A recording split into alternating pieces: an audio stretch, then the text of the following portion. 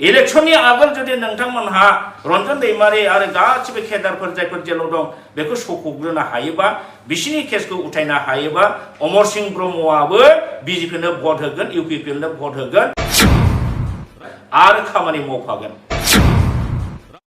जातिखौ फाननानै जाग्रा बिजनेसमेन नोंसोरो प्रमोद बर'खौ आं बुंगोन बिथाङा बुंदोंमोन सुक्तिखौ 6 मासनि गेजेराव जुदि खार्यकरि खालामाबा जों दिनै जि सुक्तिखौ खालामगोन बे सुक्तिया जुदि आखरे आखरे पालन जायाबा आं नोंनि न' लांगोनायाव थांना सुइसाइड खालामहैगोन होननानै फासि नांनानै थैगोन होनलायलायदोंमोन प्रमोद बर'आ बहा थांखो प्रमोद बर' प्रमोद बर' दुलाराय बर' फरायसा आफाद जातिनि थाखाय गावसोरल' सिन्था खालामग्रा आन्दलन खालामग्रा बिर जोहोलाव होननानै दाबि खालामनानै लाग्राफ्रा मानो बुंनो हाया रायजो राजाफोर बेखौ प्रश्न खालाम सेल्फिश होननानै बयबो रायजोआ दिनै चन्द्र ब्रह्मखौ इउ दिपेन बर' दिनै आं दिपेन बर'खौ बुंगोन नोङो जुदि बैसागुनि ना दुलाराय बर' फरायसा आफादनि प्रेसिडेन्ट इउ दिपेन बर' whether you are the president of ABSU or you are the agent of BJP दिनै नोंथाङा मुखायाव नोंथाङा जार्सिखौ गानदों एबसुनि प्रेसिडेन्ट आरो नोंथाङा खामानि मावगासिनो दं बिजेपिनि एजेन्ट हिसाबै नोंथाङा बे समावहाय बबे इनकाम सर्सजों नोंथाङा हेलिकप्टार गाखोनो हानाय गोहो बोरै मोनखो आरो नोङो बोरै जाय गभर्नमेन्टआ जाय बिजेपि पार्टिया डाबल इन्जिन जेनाखि सरकार स्टेटआवबो बिजेपि सेन्ट्रेलावबो बिजेपि नोंसोर जे बुङो बिटिआर गोजोन गोरोबथा बिराद गिदिर गोरोबथा बिराद मोजां गोरोबथा बे गोरोबथाखौ दिनै 4 बोसोर जाबाय मानो मावजादिया नोंसोर मानो आखरे आखरे पालन खालामजादिया आरो दिनै पालन खालामजायैयावबो आरो नोङो बिजेपिनो भट बिबावबाय बेनि मिनिङा मा बेनि मिनिङा मा थारमाने इउ आर दा डाइरेक्ट एजेन्ट अफ बिजेपि नामाव नों एबसुनि प्रेसिडेन्टखौ लादों दिनै नोंथांमोनहा 18 बोसोरनि बारा लाइमोन बर' सेंग्रा सिख्लाफ्रा गुबुन बबेबा मोनसे पार्टियाव हाबोबा बेखौ नोंसोर सोंखारियो बुङो जे फरायसाफोरखौ माने पलिटिकेल पार्टियाव मानो सोनांगौ मानो फरायसाफोरखौ पलिटिकेलाइज खालामजोबखो दिनै नोङो सासे एबसुनि प्रेसिडेन्ट जानानै नोंथाङा हेलिकप्टारजों सनितपुरनि खैलाजुलियाव बिजेपिनो भट बिनाया बे पलिटिकेल जायाखै नामा नों निजेनो देखुन पलिटिकेल दिपेन बर' बे नोंथांनि मा आदर्शखौ दिनै फोरमायदों दिनै नोंथांमोनहा बिटिआर एकर्डखौ खार्यकरि खालामनो होनबाय थायो नोंसोरो दिनै बिजेपिनाव बुंनांगौमोन डाबल इन्जिन सरकारखौ जे सुक्ति मथे एनडिएफबिनि गासिबो केडारफोरखौ जेलनिफ्राय हगारजोबनांगौ नोंसोर दाबि होनांगौमोन दिनै बिथांमोननि गासिबो केसखौ हाइनियास आरो नन हाइनियास गासिबो केसखौ उइथड्र खालामनांगौ होननानै नोङो दाबि होआलासिनो रन्जन दैमारिखौ गहोनांगौ अब्लासो भट होनाय जागोन बेबादि दाबि होआलासिनो डाइरेक्ट नोङो बर' रायजो राजानिफ्राय हेलिकप्टारजों थांनानै बिजेपिनि इलेक्शन केम्पेन मानो खालामहैखो नोंथ' बुंनो हायोमोन ना जे एनडिएफबिखौ गासिबो केसखौ उइथड्र खालामाबा रन्जन दैमारि आरो बिथांजों लोगोसे गोबां केडारफोरखौ जेलनिफ्राय सौख'आबा जोङो बिजेपिनो भट होआ नों बेखौसो बुंनांगौमोन दिनै मा जाखो गासिखौबो जेबो मावालासिनो नोङो भटसो बिबावबाय होमबा नोङो डाइरेक्ट बिजेपि आरो नोङो बिजेपिनि जुदि एजेन्ट नङाब्ला हेलिकप्टाराव नों मालाबाबो हारसिं गाखोनो हाया इउ आर एन्जयिं द एजेन्सि बेनिफिट नोंथाङा बेखौ लागासिनो दं आरो नोंथाङा दिनै गावखौ दुलाराय बर' फरायसा आफादनि प्रेसिडेन्ट होननानै नोङो बिखाफोर दानानै बुङो दिपेन बर' लाजियाखै नोङो बेयो मा आदर्शखौ दिन्थिनाय जादों ना नोंखौनो नोङो बिजेपिनो गासिबो सारेन्डार खालामदों स' दिस इज योर बिजनेस गभर्नमेन्टनि एजेन्ट जानानै गभर्नमेन्टनिफ्राय सुबिदा लानाय लुथिनाय आरो व्यक्ति उदै स्वार्थ नोंनि व्यक्तिगत स्वार्थनि थाखाय नोङो बे खामानिखौ मावगासिनो दङ नोंनि बे बेबहारखौ दिनै रावबो बर' रायजो राजाया बुजियै गैया दिपेन बर' नोङो बुंदोंमोन 2024नि आगोल बर' सुक्ति माने बिटिआर सुक्तिखौ पालन खालामाबा माने आन्दलन खालामफिनगोन होनदोंमोन बहा थांखो नोंनि बे आन्दलना दिपेन बर' दिनै नोंसोर बेबादिनो नंखाय बांखाय थगायै जातिखौ जातिनि सेंग्रा सिख्लाफोरखौ नोंसोरो मिसलिड खालामगासिनो दङ जातिनि मेइन इस्युआवबा नोंसोर फाइट खालामनो हाया किन्तु नोंसोर बिजेपिनि थाखायबा रायजो राजानि खाथियाव थांनानै भट बिनो दिनै नोंसोर हायो हाय हे भगवान मा धरननि नोंसोरो एबसुनि दैदेनगिरि जाखै बोरै नोंसोरो बर'फानि नाम लायो लाजिथाव नोंसोरो बर'फानि नाम लानो बर'फानि आदर्शआ टटेल सेक्रिफाइस सुप्रिम सेक्रिफाइसमोन ओमफ्राय नोंसिना जाहैबाय सुप्रिम सेल्फिश सुबिदाबादि दिनै बेखौसो जोङो नुगासिनो दं रायजो राजा आं दिपेन बर'खौ बुंगोन नोङो जुदि एनडिएफबिनि गासिबो सारेन्डारखौ बख'जोबनो हायोब्ला बारे जेलाव थानायखौ बख'जोबनो हायोबा बिथांमोननि केसखौ नोङो जुदि दिनै हिमन्त बिश्व शर्मा सार सानबाय थायो बिनि दारै उथायनो हाजोबोबा आं बुंगोन नोंथांनि आगोल बिजेपिनो भटखौ आंनो होगोन नैबे अमरसिंह ब्रह्मआ किन्तु एनडिएफबि बिथांमोनहा दिनै जेलाव आलाय आथानि जानानै दं माखासेया सेन्टेन्स टु डेथ मोननाय लाइनाव फैगासिनो दं बिसोरखौनो सौखौदो इलेक्शननि आगोल जुदि नोंथांमोनहा रन्जन दैमारि आरो गासिबो केडारफोर जायफोर जेलाव दं बेखौ सौखौग्रोनो हायोबा बिसिनि केसखौ उथायनो हायोबा अमरसिंह ब्रह्मआबो बिजेपिनो भट होगोन इउपिपिएलनो भट होगोन आरो खामानि मावफागोन आं दिनै बे प्रेस मिडियानि दारै नोंथांनो खोथा होबाय बे जिनिसखौसो नोङो डिमान्ड होनांगौमोन नाथाय दिनै नोंथाङा मा मावखो नोंसोरो दिपेन बर' प्रमद बर' ओरैबायदि थगायसुला जातिखौ बेफारि खालामग्रा जातिखौ फाननानै जाग्रा बिजनेसमेन नोंसोरो दालाल नोंसोरो नोंथांमोनहा दिनै गभर्नमेन्टनिफ्राय सिं थफ्ला लायै बेबादि नोंसोरो हारिखौ माने भटनि बेलायाव नोंसोरो गेम गेलेगासिनो दं नोंथांमोननि प्रफेसना बेनो दिनै नोंथाङा प्रमद बर'खौ आं बुंगोन बिथाङा बुंदोंमोन सुक्तिखौ 6 मासनि गेजेराव जुदि खार्यकरि खालामाबा आखरे फालियाबा सेन्ट्रेल मिनिस्टारनि दरखं मोखाङाव थांनानै आङो फासि नांनानै थैगोन होनलायलायदोंमोन प्रमद बर'आ बहा थांखो प्रमद बर' बिटिआर सुक्ति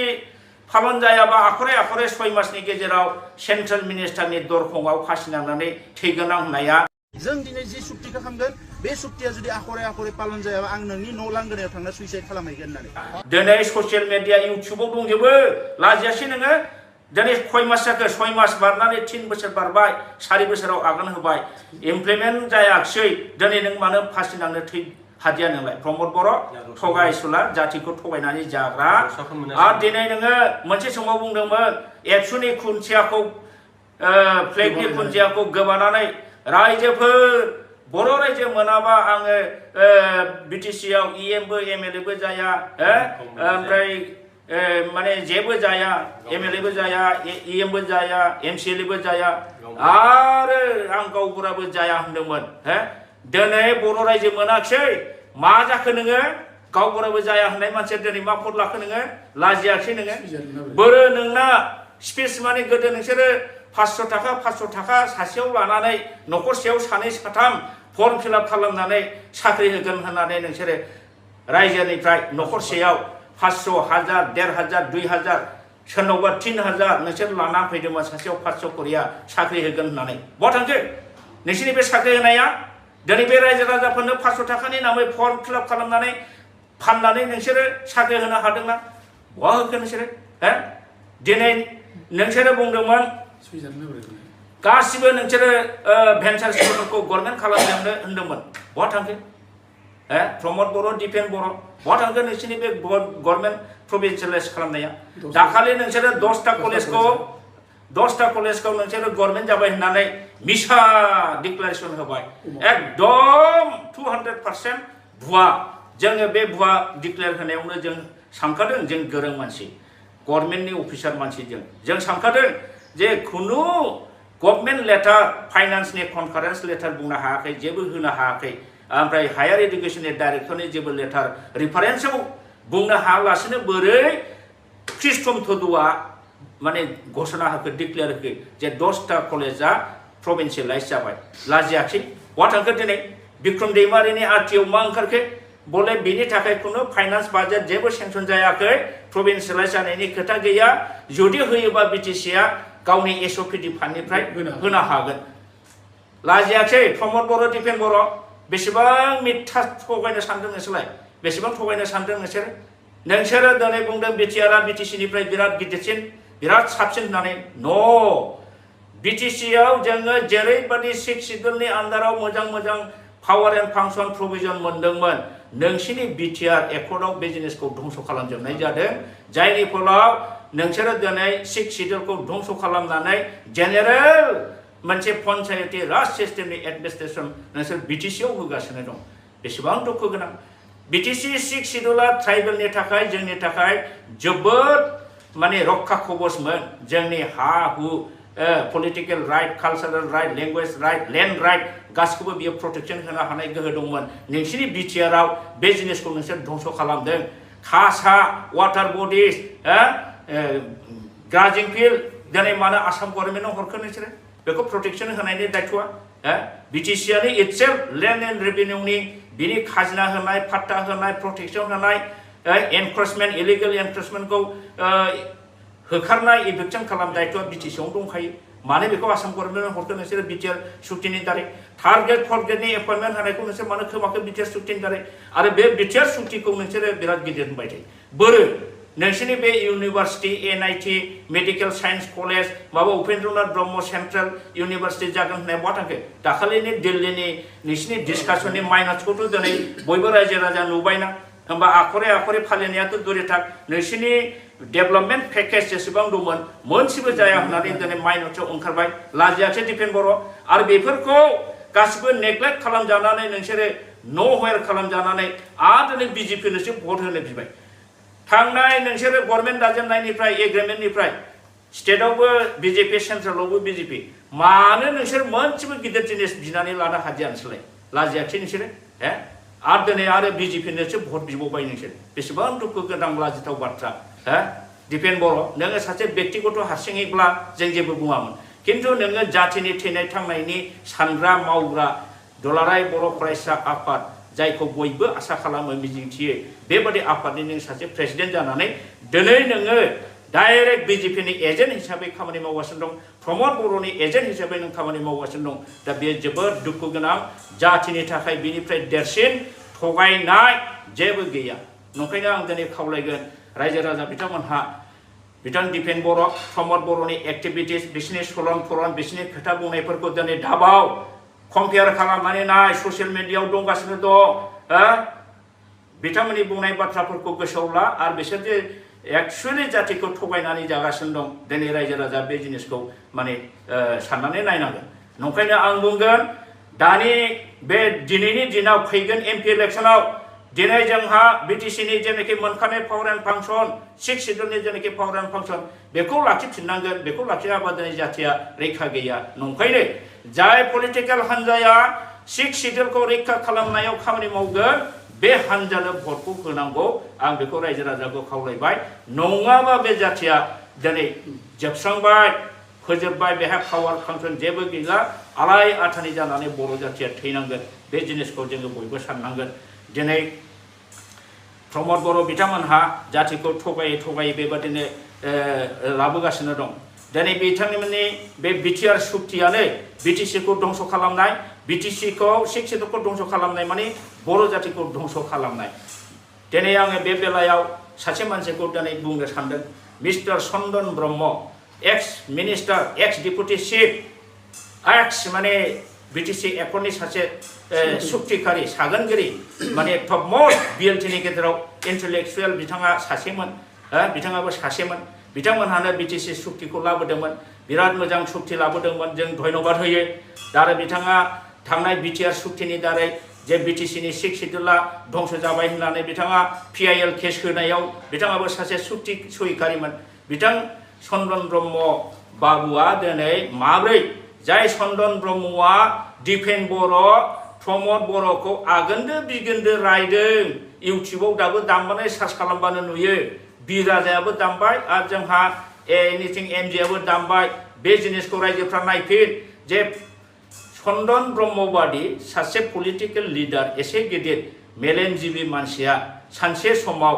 प्रमद बर' दिपेन बर'खौ जातिखौ थगायबाय BTC 6 शिड्यूलखौ फाननानै जाबाय होनग्रा मानसिया दिनै प्रमोद बर' दिपेन बर' लिडिं खालामनाय UPPL आव बोरै जइन खालामनो हाखो बोरै जइन खालामनो हाखो होमबा बिथांनि आदर्श नीतिया बहा थांखो हो बेनो चन्दन ब्रह्मनि आदर्श नीतिया ओरैनो जेरावबो थाङामोनब्ला बेहा दाम थागौमोन नाथाय चन्दन ब्रह्मआ दिनै जेरै रायजो राजानि सिगाङाव गावखौनो गाव ओरैबायदि फोरमान खालामनानै होबाय जे चन्दन ब्रह्मआबो सासे वान अफ दा सेल्फिश दा ग्रेट लिडार बिथांनि खोथाखौ आङो मिनिनोबो ओंखारो दिनै बिथाङा जेला केबिनेट मिनिस्टार थायो अब्लाबो बिथाङा MLA आव जेनखानाय जेननानै बियो BPF जोंबो थांनो हायाखै खारन बिथाङा ओरैबायदि डेपुटि चिफ जानानै केबिनेट मिनिस्टार खननै जादों बे केबिनेट मिनिस्टार जानाय समाव गावखौनो ओरै गोजौ लेभेलाव लांबाय आरो बियो गाहायाव रावखौबो नायफिनला रायजो राजाखौबो बावजोबबाय बियो BPF नि लिडारफोरखौ बावजोबबाय बियो एकदम माने गावनो गाव गोजौआव गाहायखौ नायनो रोंला बियो जायनि फलाव गाहायनि रायजो राजा BPF नि वार्कारफ्रा बिनि एगेन्स्टै खुद्रिनायनि उनावहाय बिथाङा नेक्स्ट MLA गेलेनायाव बिथाङा जेनदों दा माने गाव जेरै बेबहार खालामदों गाहायनिखौ नायाखै गाहायनियाबो बिथांखौ नायाखै बियो जेनदों बे चन्दन ब्रह्मआ ओरैबायदि डेमेज सासे लिडारमोन डेमेज जानानै बियो न'आव हारसिङै थायो लोगो सानै साथाम सेंग्रासा बुथुमनानै लायो बिथाङा लोंनाय जानाय खालामो टाइम पास खालामो गान केसेट गाव मेथाइ खननाय दोंबासो दङ बेखौ दामो मालायखौ खोनासंहोयो खोनासङाबा बेखौ दम होयो बेबादि टाइम पास खालामग्रा जाबायमोन दिनै बिथाङा सानदों आङो UPPL आव हाबनानै सिखारफिननोसै माने सासे दैयाव गबनाय मानसिया हाग्रा फिसा मोनब्लाबो बे हाग्रा फिसाखौनो हमनानै गोजौआव गाखोफिननो नागिरो थिग बेबादि UPPL पार्टियाव हाबनानै गावखौ गोजौआव गाखोफिननायनि सिमां नुदों आं बुङो चन्दन ब्रह्मआ UPPL आव थाङालासिनो थायोमोनबा जेरैबायदि स्टेटास मोनगौमोन जेरैबायदि बिनि पजिशना थागौमोन नाथाय UPPL आव थांनानै UPPL नि जेखबाव हाबनानै बियो गावखौनो धंस खालामनानै लाबाय दिनैनिफ्राय रावबो बर' जाथि हक हारसा जाथि हक चन्दनखौ सासे मानसि सानला आदर्श बिहीन सेल्फिश होननानै बयबो रायजोआ दिनै चन्दन ब्रह्मखौ माने बुंबाय सिनायबाय आरो बेखौ बियो मालाबाबो बे हांगारखौ फोजोबनो हाला बेनिखायनो आङो बिथां चन्दन ब्रह्मनि बे आखलखौ माने जोबोद दुखुबो मोनबाय मुगैबायबो जाय चन्दन ब्रह्मआ एक समाव BLT खौ दैदेनदों सागोन खालामदों इन्टेलेक्चुएल फाइटआव बिथाङा सासे मैखोम रल लाबोनायमोन बिथाङा PIL केसानायावबो दंमोन बिथाङानो BTC खौ रैखा खालामनांगौबो होननानै बुंदोंमोन दिनै BTC रैखा खालामनो नागिरग्राया BTC खौ धंस खालामग्रा UPPL खौ माबे ग्राउन्डआव सापर्ट होखो जे बिथांखौ नायोब्ला बिथाङाबो सासे मोख्रा बालन्दा बादियावनो गोलैहैबाय जेराव फिथाइ गोमोन नुयो बाहाय फिनज्राब बारो ओरैहाय फिथाइ गोमोन नुयोबा बाहाय फिनज्राब बारगोन बेजों नेक्स्टआवहाय जे दस्रायाव बारबावा खुनु माने गैया रायजोफोर दिनै आं बिथांखौ सानदों बिथाङा गावखौनो माने UPPL आव गावजों 6000 7000 दोलै नोगोरै थांफानानै जगदान जाहैगोन BPF निफ्राय बिदि सानदोंमोन बुंनानैबो लादोंमोन फेरेंगा रन्जित बसुमतारी बिथाङाथ' बुंदोंमोन जे 12 तारिखआव मोनसे गिदिर बमा गुग्रुसारगोन तारमाने चन्दन ब्रह्मआ बिराद गिदिर बमा बादि गुग्रुसार होगोन सुनामि जागोन होनदोंमोन बहा जाखो चन्दन ब्रह्मआ मानो लावखब हारसिङै थांनानै माने UPPL आव हाबैखो बहा थांखो बेजों थांफानाय लोगोफ्रा हयथ' सासे सानै थांफादों बिनि बटल फ्रेन्डफ्रा थांफादों बिनि बादै रावबो मानसिखौ थाङाखै गाव थांनायनि आगोल गावजों बटलाव बाहागो लाफाग्रा शेयार खालामफाग्रा बनसुनि 3 मानसिया थांग्रोदों माने बिसोर ज' रायलायखादों दिनै बे थांनायाव आं सानदों बे बनसुनि 3 दैदेनगिरिया जे थांदों चन्दन ब्रह्मनि बे माने खैसार आरो दिनै चन्दन ब्रह्मआ UPPL आव थांदों दिपेन बर'नि खैसार दिपेन बर'जों चन्दन ब्रह्मआ मोनसे समाव ओरैबायदि क्ल'ज बिसोर रायलायदों दिपेन चन्दन ब्रह्मनो जास्ट माने गावखौ बोखांफिननायनि माने सुबिदाल' नांगौ बाहाय बियो दिपेन बर'खौ नुबाय दिपेन बर'जों बियो लोगो जानानै दिपेन बर'जों रायलायबाय ओमफ्राय प्रमोद बर'जों हयथ' जगाजग जाबाय दिनै प्रमोद बर'आबो चन्दनखौ लानायनि खोथा गैयामोन दिनै रोनगोरायाबो चन्दन ब्रह्मखौ नाजावनायनि खोथा गैयामोन उरखावाथ' चन्दनखौ सैखाथारा दाबो बियो ग्रहण खालामनो हाया ओरैनोसो सायाव एसे श' खालामफ्लादों इन्टारनेलि बियो ग्रहण खालामा आं सानो रेंगारायाबो चन्दनखौ हार्टिलि बराया माबायाबो इउजि ब्रह्मआबो बराया प्रमद बर'आबो बराया दा बिसोरो जास्ट बेखौ हाखराव गोग्लैहोनो गाब्र'होनोसो बेखौ जइन खालामहोदों दिनै चन्दन ब्रह्मआथ' दिनैसो जइन लादों इउपिपिएलआव बिनि आगोल सासे एमएलए जोंहा हेमेन ब्रह्म क'क्राझार पश्चिमनि एमएलए समस्तिनि बिथाङा हाबदों आजि 10 बोसोर आगोलावनो नाथाय दिनै बिथाङाबो इउपिपिएलनिफ्राय जेबो आदर मोनाखै थिग बेबायदिनो चन्दन ब्रह्मआबो दिनै हाबबाय बे हाखराव गब्रायबाय बियो जेबो आदर मोननाय नङा चन्दन ब्रह्मआ जे रोखोमनि टप लेभेलनि लिडार टप रेंकिंनि अफिसारफोरजों रायलायग्रा जे स्टेन्डार्ड बे स्टेन्डार्डआ इउपिपिएलनि कर्मिफोरजों मालाबाबो एडजास्ट जाया इउपिपिएलनि लिडारा बेजों एडजास्टबो जाया गावबो एडजास्ट जानो हाया बियो मोनसे समाव ओरैबायदि इउपिपिएलआव हाबनानै आइसोलेटेड जागोन आइसोलेटेड जानानै बेनि मेन्टेला डिप्रेसन जागोन डिप्रेसन जानानै बियो मोनसे समाव हयथ' इउपिपिएलखौ गारनो हागौ नहयथ' इउपिपिएलखौ गाराब्लाबो बियो सिरियै जनानै थानांगोन he will be most isolated person at that time आं बेखौ नुहुरदों फिउचार गैया बेनिखायनो जोंनि मानसिया जेब्लाबो गावनि राजनीतिक स्वार्थखौ जौसिनाव दोननानै राजनीतिक स्वार्थखौ लानानै खामानि मावनाय बियो गावखौनो गाव दिनै हाखराव गोलैगोन दिपेन बर' बिथाङाबो हाखराव गोलैनोसै बावला दिनै रायजो राजाया जाम्बा जाम्बिया बुजिजोब्बाय इउपिपिएलआ बेसेबां थगायो कलेज खालामनायाव थगायबाय भेन्सार स्कुल खालामनायाव थगायबाय साख्रि होननायाव थगायबाय गासिबो थगायजोब्बाय ग्रेन्ड मोनसेबो होनो हाया दिनै जाम्बा जाम्बि रायजोआनो बुजिनानै दिनै इउपिपिएलखौ नागारबाय बे रायजो राजाया नागारनाय समाव जा चन्दन ब्रह्मआ थ्रोब हाखराव गोग्लैहैबाय बारसोमहैबाय इउपिपिएलनि हाखराव जेखौबो हरना थाहैबाय बे बेसेबां दुखु गोनां बाथ्रा दा नंखायनो आङो बुङो जे चन्दन ब्रह्मनि आगोलनि खोथा बुंनायफोरखौ बेहाय रिफारेन्सआव होनाय जागोन रायजोफ्रा बुजि स्टाडि खालाम आरो जेब्लाबो मोनसे खोथा सान जेब्लाबो जाहाथे सैथोजों सोलियो सैथो बाथ्रा बुङो सैथोजों जाहाथे जातिखौ लिड खालामो व्यक्ति स्वार्थनि थाखाय जाहाथे जातिखौ फाना आं बेखौ खावलायगोन दिपेन बर'नि जे रल दिनै बिजेपिनो भट बिदों भट बिनायनि आगोल एग्रिमेन्ट मथे दिनै एनडिएफबिनि केडारफोरखौ मानो जेलनिफ्राय गहोनो हायाखै बिथांमोननि केसखौ मानो उइद्र खालामनो हायाखै रन्जन दैमारिखौ मानो जेलनिफ्राय रेहाय होनो हायाखै जेनेरेल एमनेस्टि मानो खालामनो हायाखै बिसोरखौ मानो सारेन्डार गोबांफोरखौ मानो साख्रि बाख्रियाव सोनो हायाखै बेफोरखौ दाबि खालामालासिनो बिजेपिनिफ्राय माबा माबि हयथ' बिथांमोनहा आन्डारस्टेन्डिं दं दिनै भट बिबाय